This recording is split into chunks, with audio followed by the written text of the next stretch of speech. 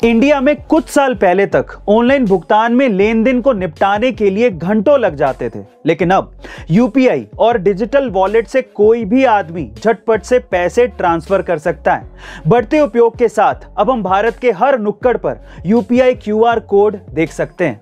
ऐसा ही एक वाकया देखने को मिला जहां पर एक भिक्षा साधक को क्यूआर कोड स्कैनर का उपयोग करते देखा गया और मजे की बात यह है कि यह क्यूआर कोड उसके सजे हुए भैंसे के सिर पर बंधा हुआ था और एक व्यक्ति भुगतान करने के लिए अपने मोबाइल फोन पर क्यूआर कोड को स्कैन कर रहा था।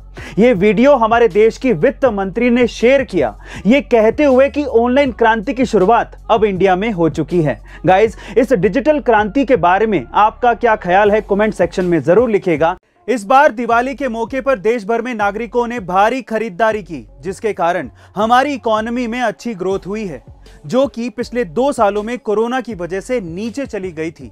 इस साल दिवाली पर पूरे देश भर में करीब 1.25 लाख करोड़ रुपए का कारोबार हुआ है, जो कि पिछले 10 सालों में अब तक का रिकॉर्ड आंकड़ा है।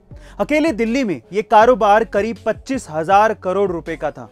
इसकी सबसे बड़ी वजह यह है कि इस बार देश भर के बाजारों में चीनी सामान बिल्कुल नहीं बिका और ग्राहकों ने सिर्फ भारतीय सामान ही खरीदा, जिससे चीन को 50,000 करोड़ रुपए से अधिक का नुकसान हुआ है और उतना ही फायदा भारतीय व्यापारियों को हुआ। गाइस, हम सबके फेवरेट यूट्यूबर भुवन बाम एक बार फिर से अपनी नई सीरीज ढिंडोरा को लेकर चर्चा में है और अगर आपने गौर किया हो तो इस सीरीज के 3rd एपिसोड में एक ही फ्रेम में भुवन बाम के 5 कैरेक्टर दिखाई दे रहे हैं और मजे की बात यह है कि उस पूरे सीन को एक ही शॉट में फिल्माया गया है।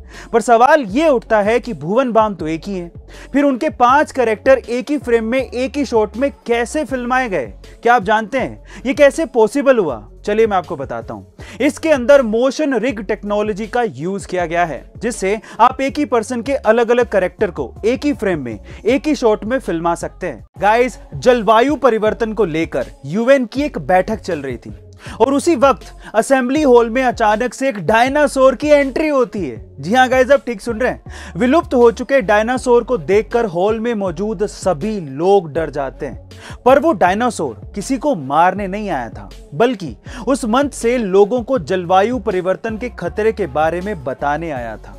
उसने अपने भाषण में कहा कि हम हजारों साल पहले विलुप्त हो गए थे, अब आप भी इसी तरह से विलुप्त होने की कगार पर हैं।